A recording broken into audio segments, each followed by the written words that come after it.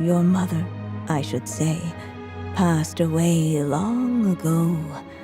The voice you're hearing is nothing but a magical echo that has now fulfilled its purpose. You needn't feel so reluctant to let me go. I know my mother died long ago.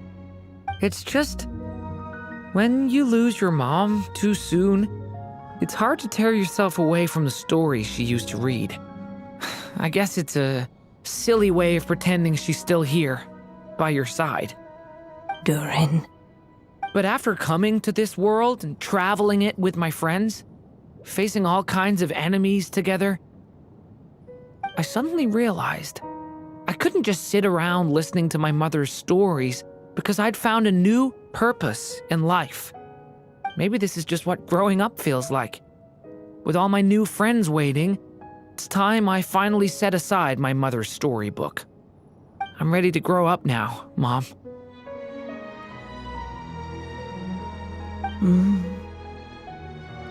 Then take this.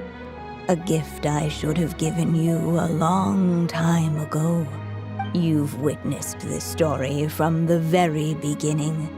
Made your wishes, offered your blessings, and even wrote your choices into its pages. From here on out, this pen is yours. Now I ask of you, the other pillar of this story, as both its reader and its witness, will you turn the page so the next chapter can begin?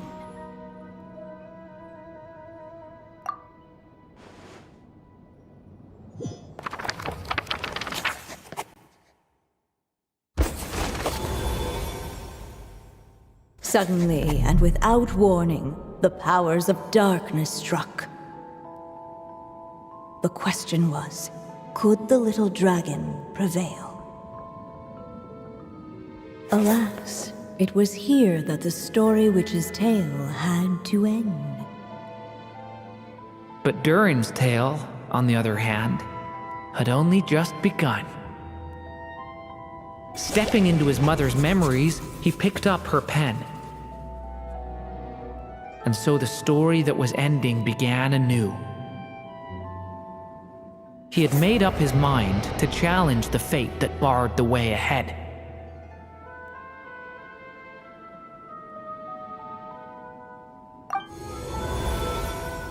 Looks like this is the final step. A chance to strike back at fate? Now that's not something that comes knocking every day.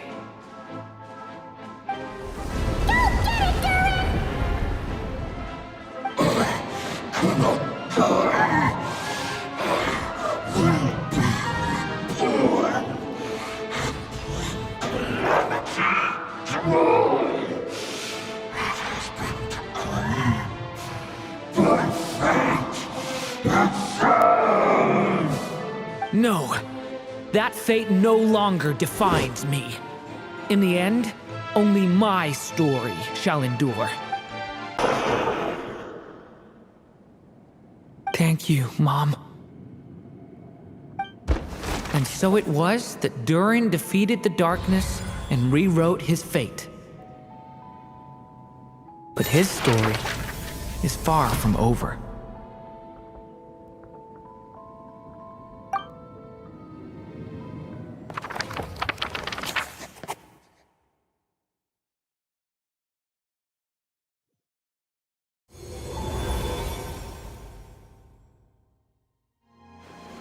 Is everyone okay? We're fine, thanks. And hey, we all saw how you fought back there. That was awesome! I have to admit, I do feel like something in me has changed. I owe you all so much. Without your help, I don't know if I could have ever made it this far. Just a shame I could only help out from the sidelines. Like I said before, it's not every day that you get to put fate in its place. Well, I'm sure you'll hear it someday. Hear what? The chance to strike back at fate knocking at your door. Yeah, maybe someday. Allow me to just check one thing.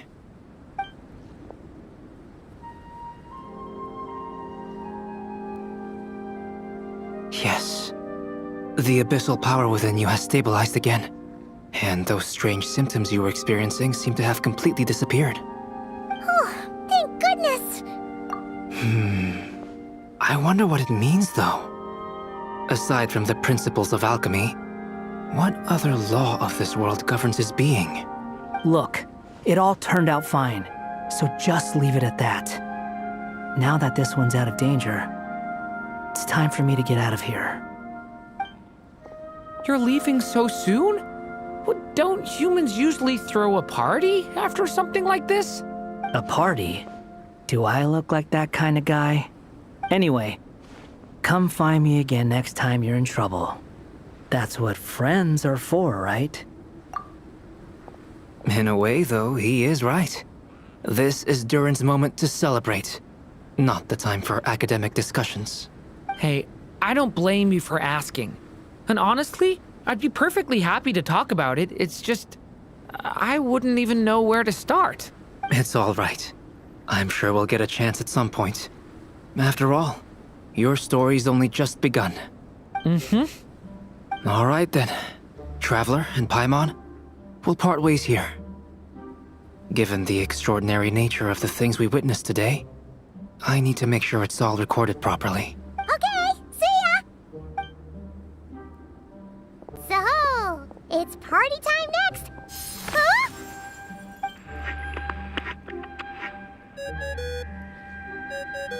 Congratulations on completing your mission. Now then, as per our agreement, it's about time you returned that book. She must have known the moment we finished. Just like she said she would. I've heard dressing appropriately is a must for socializing.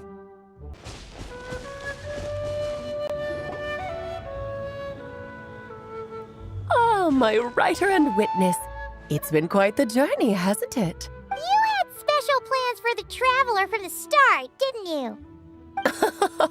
But of course, that goes without saying. For a story to live on, it needs both a writer and a reader. Only then can my magic take effect. I chose the Traveler as the witness because of the special nature of who she is. It's not easy finding someone with that kind of background, you know. For a moment, I even considered taking the role myself. At least it made for an interesting story, right? Huh? What are you doing here, tone-deaf bard? With the Hexenzirkel carrying out such a risky experiment in Mondstadt, it didn't cross your minds that the Anemo Archon might be slightly curious? Sorry for the trouble, Lord Barbados. Think nothing of it. I dare say the Anemo Archon quite enjoyed coming along for the ride. Now then, as agreed, let us see the fruits of your labor. Here, please take a look. Well. Somehow, despite all my careful planning, it still turned out to be full of surprises. It never even crossed my mind that Rhindotter's child would be capable of handling that kind of alchemy in her stead.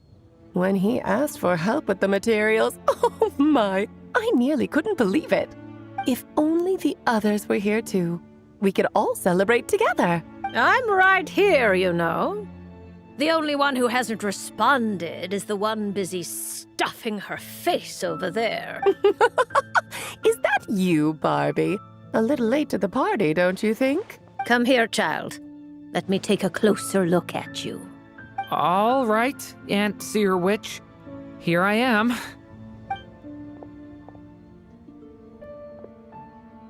Just as I thought. This child's fate does not appear among the stars. Anya has accomplished what almost no one before her could. What does that mean? Child, all you need to know is that you're very lucky indeed. Oh.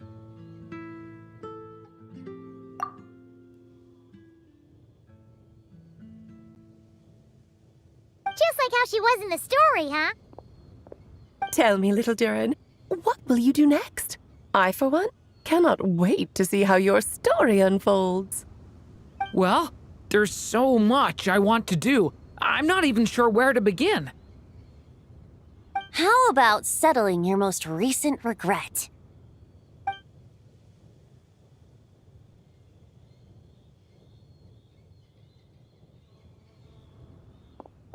Not so fast, Tone Deaf Bard! What exactly did you just tell Durin to do? To make the long overdue wish come true. Thank you once again, Alice.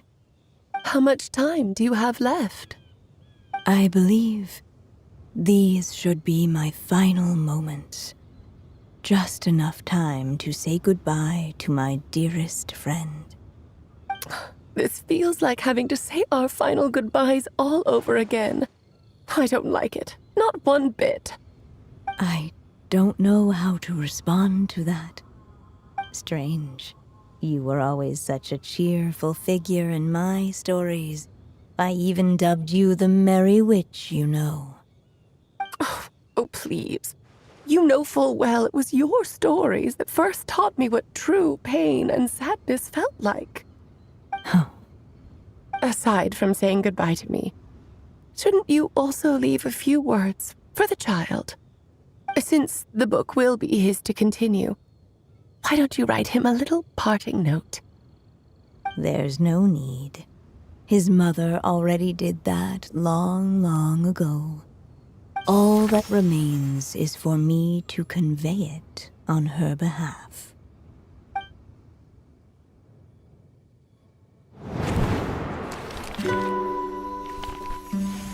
My child, these may be the last words I get to leave you. I've always thought of the characters in my stories as my children, loving each one of them, just like a mother would. But you are the most extraordinary of them all. You alone can defy the fate of this world and write the perfect ending to my story. You alone shall leave these pages for a future I will not see. Still I say to you, fly, my sweet child. Just like a forest breeze yearns for the open sky, head into the unknown and seek an adventure to call your own. If you meet a dragon bright as 1,000 jewels, dance through the air together. You are not alone, for this world has accepted your place in it. Do not lose heart. You still have many wishes left to fulfill. A long tale awaits you, my love. Let songs and flowers be the ink that fills its pages. Take my pen and use it to continue your story.